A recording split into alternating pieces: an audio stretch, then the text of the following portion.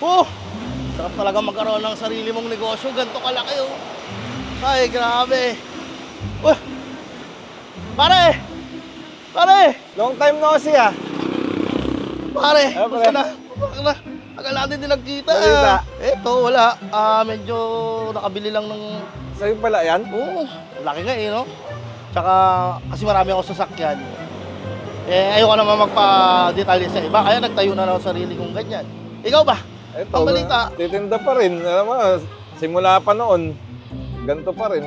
Ayan pa rin pala yung mga tuhog-tuhog mo, no? Oo, yan pa rin eh. Paano ka asenso agad yan, pre? Ganyan lang yung ginagawa mo lagi eh. Namaliit mo yata ako, pre. Hindi naman sa ganun, pre. Hindi mo na itatanong. Panganay ko sa Ateneo. What?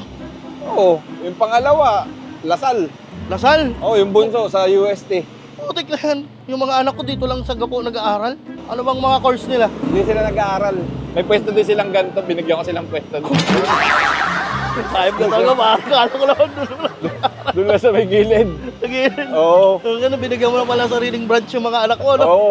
Sige na, pare, niloloko mo ko eh. Ikaw, yan pa lang, eh, no? Oo. Sige na.